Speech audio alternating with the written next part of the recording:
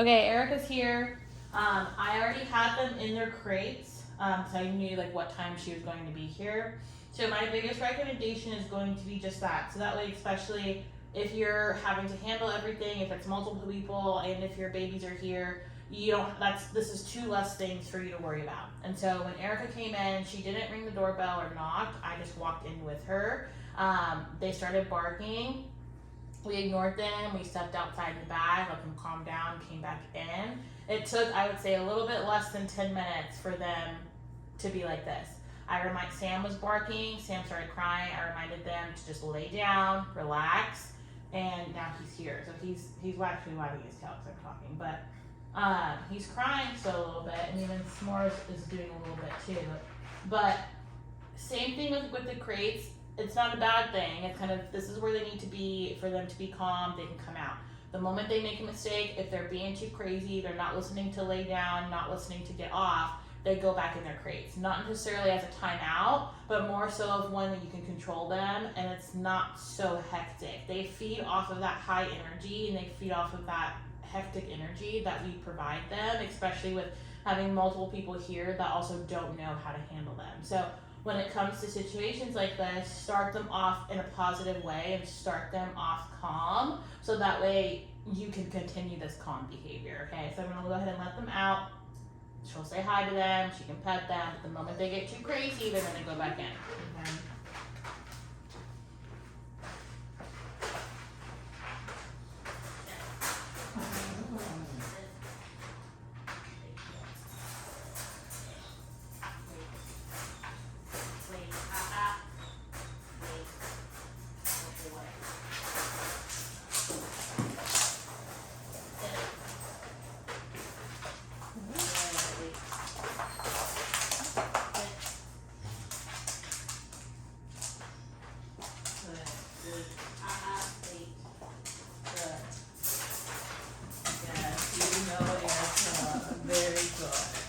Very good. So, initial reactions, we'll say hi off. Yeah, yes, I've been here all day.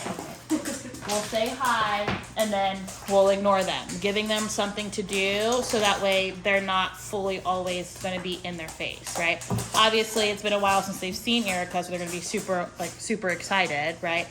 But this is where, like, once they say hi to their guests, like once they're calm, then you can give them a bone or give them a toy off.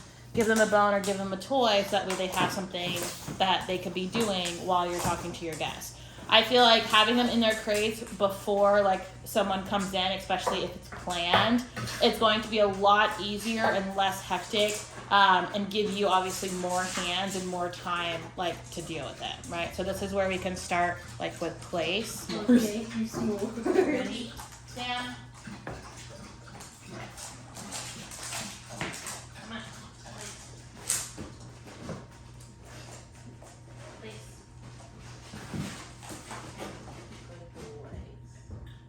So if you do have someone that you can practice this with, whether it's someone they see all the time or whether it's someone they see like not as often, that's going to be perfect. So that way, one, you can continue highlighting this behavior and showing them your expectation, right? The more you have time to practice this expectation, the better they become, right? Like S'mores might still bring a toy, that's perfectly fine, right? That's fine except that he is then playing with himself, he doesn't care anymore. That's what we eventually want. Does that make sense? And eventually also where they see this bed and this is where they calm down, this is where they lay down. So that way it's just like their everyday life. They're in here doing their own thing. That's what you want when your guests combine. So first thing, setting the behavior and setting the environment as calm as possible, right? Making sure that they have some energy out. Like before Erica came, we were sitting outside for an hour and a half, right? Getting some of that energy out, especially if you know it's going to be someone who's going to be here for a while, or especially if it's someone that may not like dogs very much, right? Very good. No, down, Very good. down. Good boys.